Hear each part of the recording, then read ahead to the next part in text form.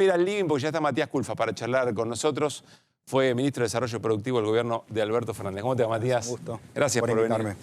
Un placer. Bueno, a ver, antes de meternos en cuestiones más puntuales, estuve leyendo algunos análisis que haces dentro de la ley bases, concretamente sobre el régimen de promoción de inversiones. Sí. Te quiero preguntar qué lectura haces con tu experiencia en la gestión pública, con la mirada política que tenés, más allá de tu especialidad económica, de lo que pasó hoy en el Congreso. Mira, una lectura muy negativa tengo sobre lo que ocurrió hoy. La verdad que el presidente se lleva una ley, una media sanción. Esperemos que el Senado pueda revertir, aunque sea parcialmente, algo de lo que ocurrió hoy. Porque creo que le están dando unas herramientas muy importantes para hacer, por ejemplo, una reforma del Estado a un presidente que dijo que el Estado es una organización criminal. Un presidente que no viene a mejorar el Estado, que por supuesto es una tarea pendiente, mejorar la eficacia de muchas áreas estatales. Sin duda es algo que mucha gente está pidiendo genuinamente. Lo que vemos es todo lo contrario, un presidente que dice que hay que reducir el Estado, eliminarlo, y tiene hoy facultades para avanzar en esa dirección. Entonces digo, esto es como darle un bisturí al doctor Lotoki, digamos. Me parece que es muy peligroso lo que está ocurriendo, y lo veo en diferentes ámbitos, ¿no? Si bien esta versión de ley que hoy tiene media sanción es mucho más reducida que la que había entrado al Congreso en enero, evidentemente en la negociación parlamentaria en algunos sectores se redujeron muchas cosas muy nocivas. Digo, no deja de ser, creo yo, una noticia negativa por el enfoque que tiene el presidente Milei respecto al sector estatal y a un montón de aspectos que hoy están sancionando con esta ley. Ahora, hay algunos espacios de la política que le dan estas facultades a Milei, pero porque siempre estuvieron de acuerdo con la desregulación económica, con el desmantelamiento del Estado, o que el Estado esté más en función del mercado que otra cosa. ¿Hay algo que te sorprenda de lo que viste hoy en el Congreso, el comportamiento de los espacios políticos?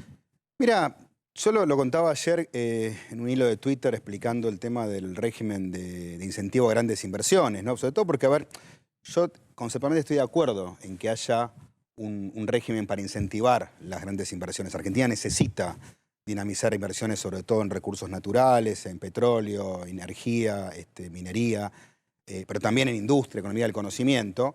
Y sobre todo en la parte de recursos naturales, lo que insisto, que tiene que ser utilizado como una palanca para el desarrollo de una gran cantidad de actividades. Te doy un ejemplo.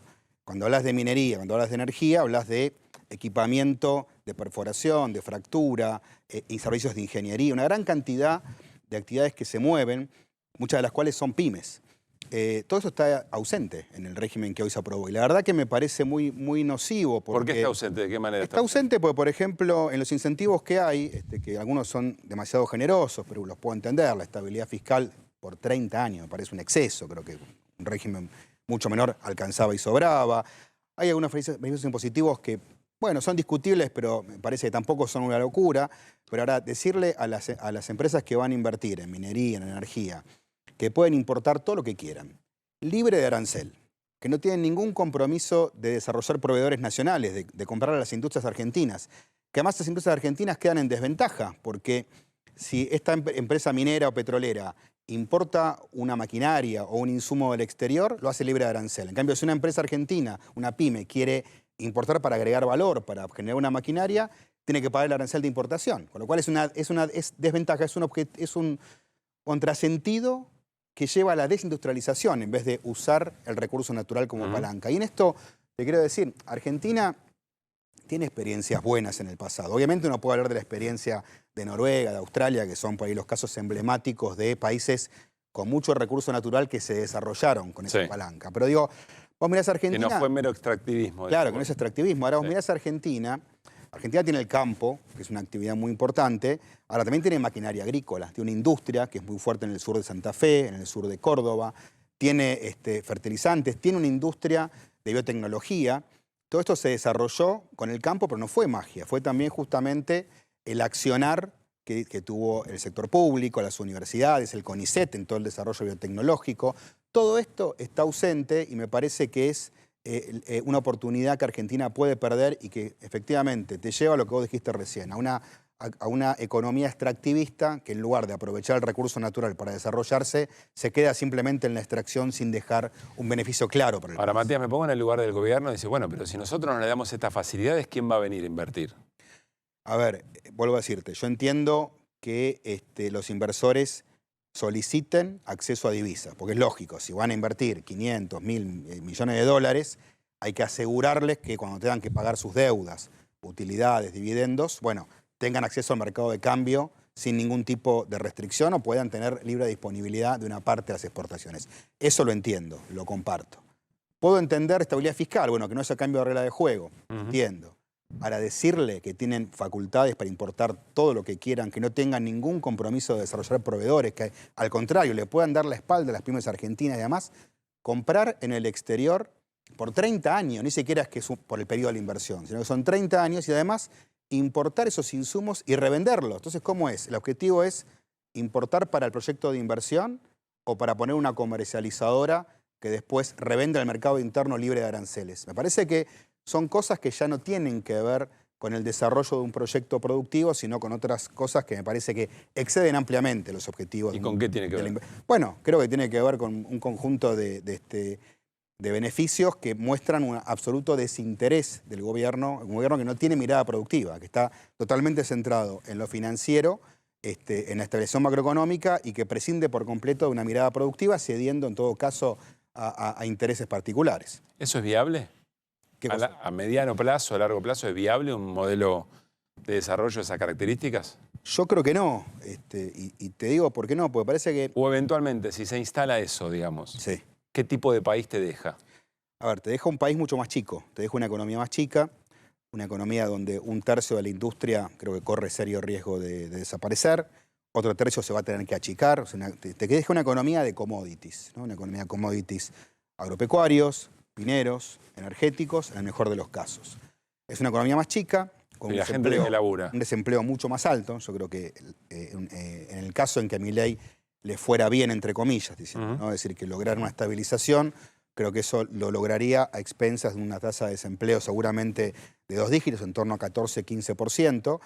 Y Argentina, la experiencia que nos ha mostrado históricamente es que no es una sociedad sumisa, una sociedad que cuando se consolida la exclusión, bueno, lo acepte mansamente, sino que empieza a haber procesos de conflictividad social. Por eso digo que me parece que lo que propone Milei es inviable en el mediano y largo plazo. Hernán.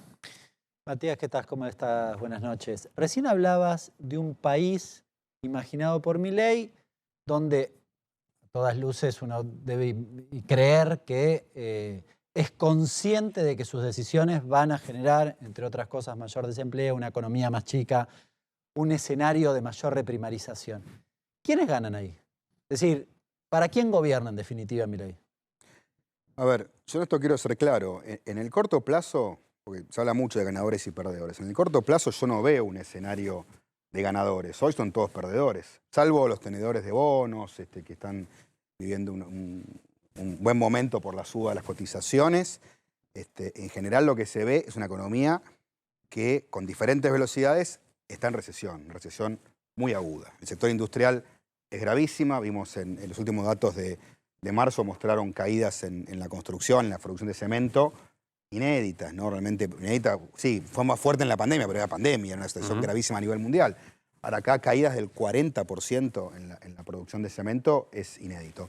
A futuro me parece, en el caso, insisto, en el caso de que Milei logre estabilizar los precios de la economía, que logre avanzar en estos proyectos, bueno, ahí sí efectivamente creo que el escenario es de una economía mucho más chica, donde los ganadores uno los va a poder encontrar solamente en el sector financiero y en algunas actividades primarias. Pero en ese sentido, perdóname que te agregue, hay buena parte del sector empresario con inserción o industrial, de hecho, Paolo Roca, pienso, que tienen funcionarios en el propio gobierno.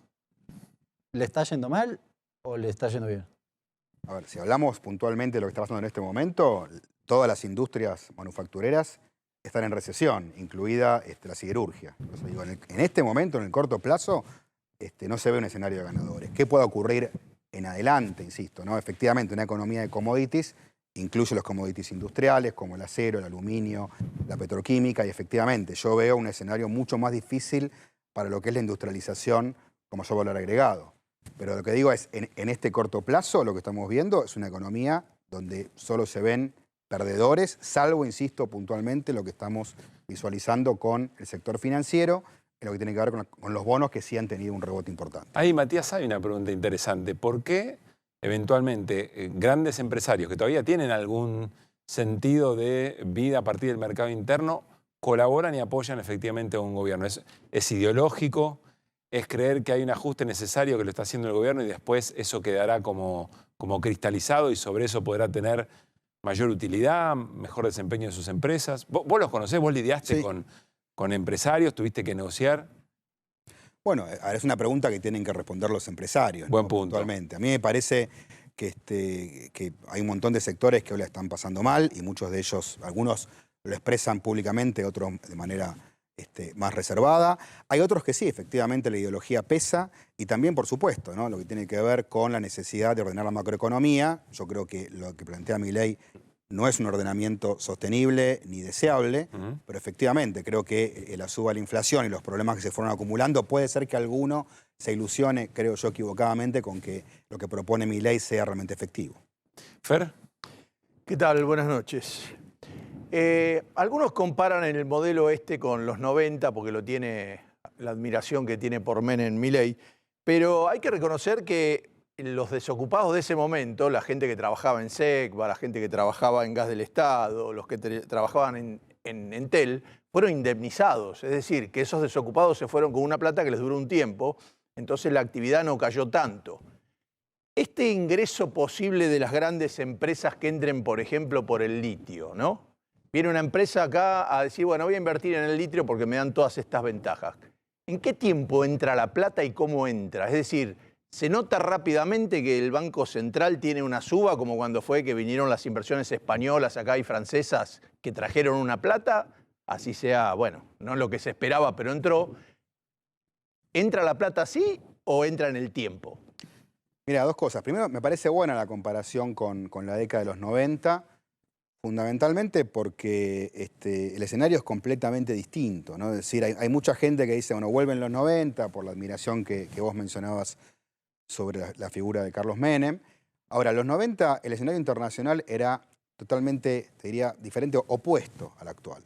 Era el momento de la caída del muro de Berlín, la globalización triunfante, y en ese marco un escenario de achicamiento del Estado, pero un Estado que era mucho más grande que el actual. Había muchas empresas estatales para privatizar, toda la energía completa era estatal, además de aeronavegación, de telecomunicaciones, servicios públicos, era mucho más importante el aparato estatal y había también una avidez mayor de capitales internacionales por América Latina en general. No era uno o dos sectores, sino que era mucho más amplio, ¿no?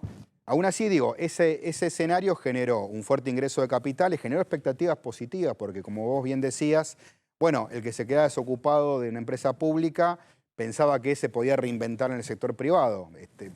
A los 4 o 5 años empezamos a ver que mucha de esa gente empezó a engrosar el ejército de desocupados. Era una economía dual, donde había un sector que le iba muy bien, que tenía trabajo, o que estaba en algún sector beneficiado, y otros que eran directamente parias, que una vez que se quedaban sin trabajo no tenían ninguna posibilidad de reinserción. Yo creo que el riesgo que corre la economía que propone Javier Milei es ver ese proceso, pero mucho más acelerado y sin ver los beneficios que hubo en un corto plazo. ¿Por qué te digo esto? Porque el escenario internacional es completamente distinto. Por eso hoy no van a venir con 1000 palos y van a poner 1000 palos así. Yo creo que puede haber en algunos sectores particulares, pero no va a ser algo generalizado. Como está planteado, como les decía recién, al no tener ninguna estrategia de desarrollo de proveedores locales, lo que va a ocurrir son economías de enclave. Entonces puede venir inversiones al litio, al cobre, a la energía, sin generar ningún tipo de desarrollo. Entonces digo, es una visión completamente distinta. Digo, yo estoy a favor de que vengan inversiones vinculadas a los recursos naturales, pero bueno, una cosa es desarrollar el litio para exportarlo en crudo y otra es decir, vamos a desarrollar con una ley de electromovilidad toda la cadena completa y que Argentina pueda insertarse junto con Brasil en la fabricación de buses o autos eléctricos. Otra es también decir, voy a agregarle valor a la energía y exportar productos petroquímicos. Hay un montón de ejemplos de lo que significa desarrollar los recursos naturales y con eso una gran cantidad de actividades y empleos, muy diferente a lo que está planteado hoy con el régimen de inversiones y con la mirada que tiene Milei. Ahora, en esa lógica, llama la atención la votación de los 3 diputados sanjuaninos y los 3 catamarqueños, entre ellos Ávila, ex secretaria de Minería, que conoce de esto, sabe que el negocio para la provincia es el escalado de valor. Sí, bueno, a ver, esa respuesta la tienen que dar los que votaron a ver, que entiendo que votaron en contra en general de la ley Sí. y votaron en particular a favor del capítulo del régimen de inversiones. Pero bueno, la respuesta la tienen que dar ellos. ¿Por qué lo hicieron así? Martín y Melody tienen preguntas, Martín. Sí, señor. ¿Cómo estás, Matías? ¿Cómo estás, Martín? Un gusto. Hay economistas, pienso en Enrique Aschieri, por ejemplo, que dice que hay inversión extranjero nacional cuando hay creación de capital nuevo. Si no es traspaso y no inversión, dice él. Si esto es cierto, o si vos estás de acuerdo con esto de alguna manera, supongamos, porque lo que yo veo en la oposición hasta ahora en general es, justificadamente, porque mi ley lleva poco tiempo quizás, o quizás no sé, en términos de construcción, es como decía Germán Martínez hoy, queda claro cuál es la oposición. Lo que no queda claro es qué quiere hacer la oposición o qué piensa la oposición en general, el peronismo en particular, si fuera gobierno hoy. Supongamos que hay mañana, no el 2027, mañana gobierno peronista, te llaman de nuevo al ministerio, no sé si aceptamos, se supone que aceptás, concédeme que vas a aceptar de nuevo y te metes de nuevo en el Ministerio de Desarrollo Productivo y dicen, Matías, avanti, ¿qué haces? ¿Qué harías hoy? Mirá, ¿Cuál es la alternativa?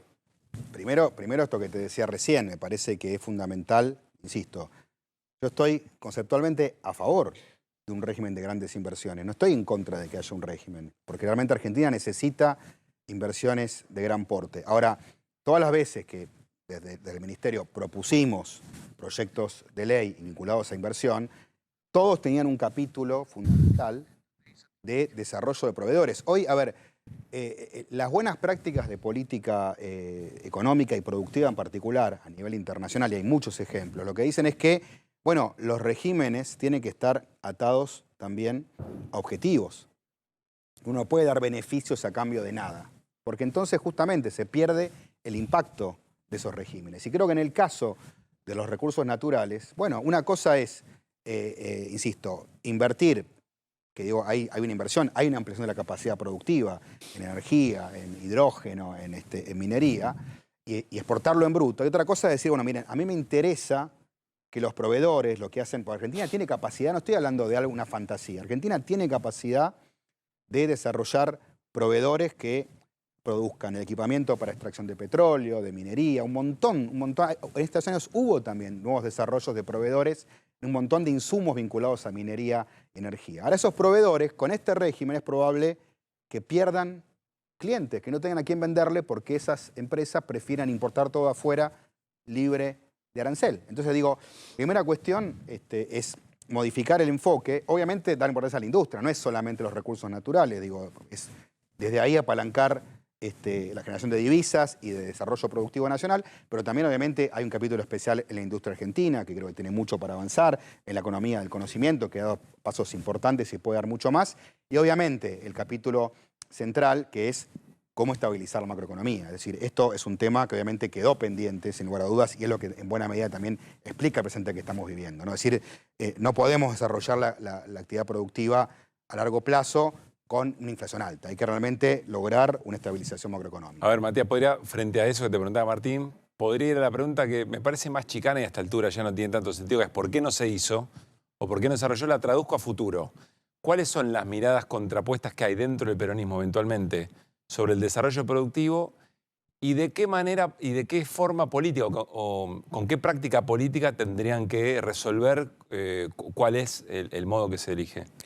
Bueno, a ver, ¿por qué no se hizo? Creo que lo hemos discutido varias veces, ¿no? Creo que hubo visiones contrapuestas, hubo internas. De hecho, para dar un ejemplo que mencionaba recién, el ministerio que me tocó conducir elaboró un proyecto de ley de electromovilidad, justamente para dar incentivos a la fabricación de vehículos eléctricos y pensar la cadena del litio desde la extracción básica hasta la industria más avanzada, ¿no? Que un proyecto muy ambicioso no fue ni siquiera discutido en el Congreso, digo, para dar un ejemplo de estas cuestiones. Pero digo, más allá de esto, me parece que lo importante para adelante es poder encontrar una síntesis, ¿no? Yo digo, en el peronismo hoy hay, yo digo, sintéticamente, ¿no? Dos visiones que en algunos casos terminan siendo contrapuestas, ¿no? Digo, hay un peronismo por ahí más productivista, desarrollista, que es en el que yo estoy más inserto conceptualmente, que obviamente que piensa en la justicia social, pero que dice es imposible lograr aumento de los salarios si no mejora la productividad, y no mejora la productividad si no aumenta la producción y no tenemos un plan productivo que incorpore valor agregado. Sí, que crezca y distribuya. Exactamente.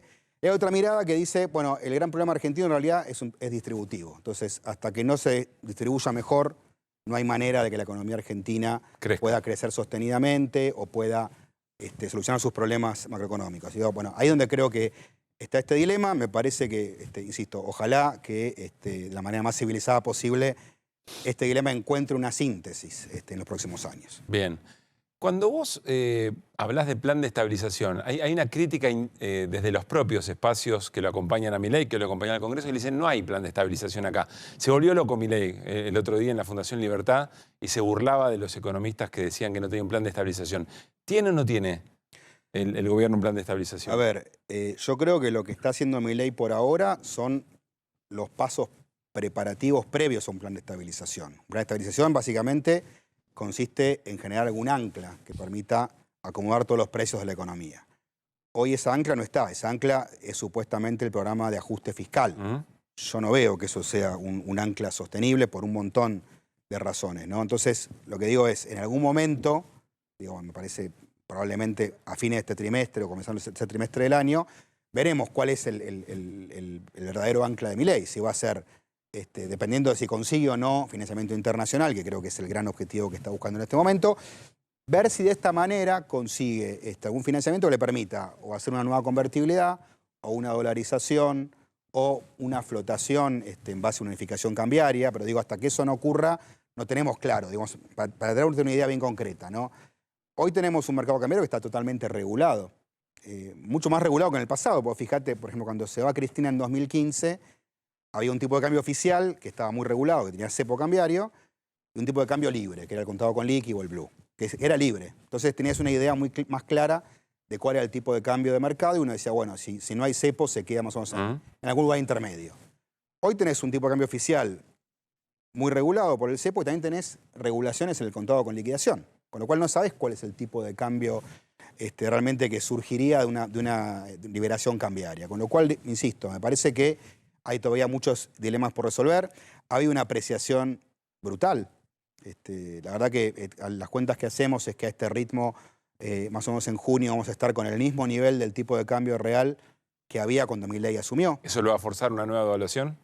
Yo creo que la fuerza de gravedad existe, ¿no? Si vos tenés una apreciación permanente en algún momento, ya sea porque lo decide el propio gobierno o porque lo decide el mercado, va a haber alguna devaluación. Puede ser en forma de salto abrupto, puede ser un aumento del crawling, como se le dice, que es la tasa de evaluación mensual, que es 2%, que es realmente muy baja.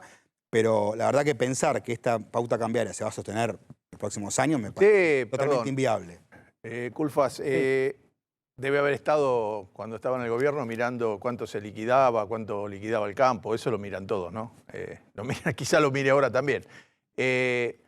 Paradójicamente, este año a esta altura se está liquidando menos que el año pasado, que había sequía, que se estaba atravesando la sequía. Entonces, ¿cuánto tiempo cree usted que si no empieza a haber una liquidación mayor, puede sostenerse este precio del dólar? Creo que va a haber liquidación. Nuestros cálculos indican que... ¿A este precio? Sí, porque aparte, al haber una brecha muy baja, es probable que muchos productores, decidan liquidar su cosecha para, obviamente, pagar los insumos que los proveedores que tienen, y otra parte van a dolarizar, al tipo de cambio paralelo, que, insisto, tiene una brecha muy baja con el oficial. Veremos después las cerealeras, cuando tengan que exportar, si lo hacen rápidamente o retienen. Esas son cuestiones que obviamente van a estar presentes en la discusión y obviamente en la mirada del Banco Central y del equipo económico, ¿no? Pero yo creo que lo que viene ahora son 2 o 3 meses que para el gobierno van a ser buenos. Creo que va a juntar reservas, va a haber una liquidación mayor. Por eso, ahí se va a definir buena parte del programa económico y efectivamente vamos a conocer con más detalle cuál es el plan de estabilización de Milei, o si no lo tiene, ¿no? Que también, insisto, ¿no? Que se quede simplemente con la idea de que... También veo esto, veo como una euforia, ¿no? Lo escuchaba Milei hace unos días diciendo ya tiene todo controlado, al ministro de Economía que ya colapsó la inflación, cuando en realidad los datos de abril Los predios indican que está en torno al 9%, 8%, con lo cual, lejos de colapsar, está en un nivel todavía alto, muy, muy significativamente alto. Lo cual digo, todavía queda mucha tela para cortar y además lo que ustedes mostraban recién, ¿no? Yo a veces veo este triunfalismo y la verdad que a esta altura Alberto Fernández tenía 80 puntos de imagen positiva. Cuando empezó Macri decía, no, va a sacar el cepo y no va a pasar, todo vuela por el aire. No ocurrió. Es más, en el 89, el plan Mungibor, julio de 89, después de la hiperinflación, que hubo meses con 100% de inflación mensual, a los 4 meses, en octubre de 89, la inflación fue del 5,5%. Y después, al poco tiempo, a los pocos meses, se disparó. otra hecatombe y otra hiperinflación. Por eso digo, yo lo que diría es, en este tipo de análisis, más a lo Mostaza Merlo, paso a paso, que andar con euforia diciendo ya está todo resuelto, cuando la situación es delicada, y además lo que uno ve desde el punto de vista de la economía real, el gran ausente en la mirada del gobierno, es que, bueno, la situación está muy delicada y todavía no vemos que haya tocado fondo. La última tiene Melody. Hoy en diputados hubo media sanción para la ley bases. ¿Qué crees que pasará en el Senado? Y por otra parte, ¿qué votarías vos a favor o todo votarías en contra? ¿Hay algo de la ley de bases que consideres que es positivo? No, a ver, yo la verdad que como te decía al principio, me parece una señal muy negativa darle a este gobierno facultades para reducir el Estado, eliminar organismos, eliminar un montón de fondos fiduciarios que cumplen una función importante. Me parece que es un contrasentido. Después, obviamente, hay cosas, yo estoy, lo he dicho públicamente muchas veces, estoy a favor de discutir un régimen laboral especial para pymes. Me parece que las pymes no pueden tener la misma exigencia que las empresas grandes, que hay 4 millones de trabajadores informales en Argentina, empleados en pymes.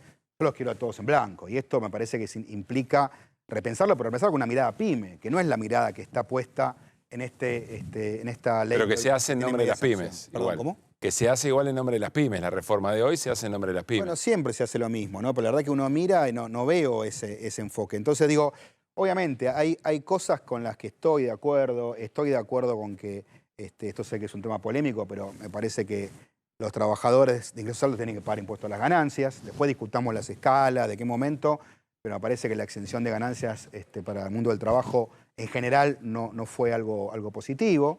Así que digo, hay cosas que, por supuesto... Pero acá van a quitar bienes personales. ¿Cómo? Quitan bienes personales y ponen ganancia a los que tienen menos. Sí, bueno, esas son las grandes contradicciones, ¿no? Haber eliminado el monotributo social, que digo, es una herramienta perfectible, pero dejarla fuera. Por eso digo, hay muchas cosas que insisto, que están mal planteadas, otras por ahí que están bien rumbeadas, pero que en el contexto general, como bien decías, o como planteabas vos, me parece que son un contrasentido. Así que, ¿qué pasará en el Senado? Bueno, yo espero que muchos senadores, senadoras puedan analizarlo en más detalle y ver las implicancias que esto tiene, ¿no? Yo incluso hago una invocación a los senadores, senadoras, como dicen los diputados, diputadas de Santa Fe, de Córdoba, de las provincias donde, digamos, esto va a pegar fuerte, porque ahí se conoce muy bien el impacto que tiene la industria de maquinaria agrícola, de insumos, de lo que significa para Neuquén los proveedores del sector petrolero, gasífero, que se van a ver fuertemente perjudicados. Entonces digo, me parece que ahí hay que insistir por lo menos en algunas reformas que por lo menos minimicen o reduzcan los daños que esta ley va a producir. Matías, gracias por haber venido. No, por favor.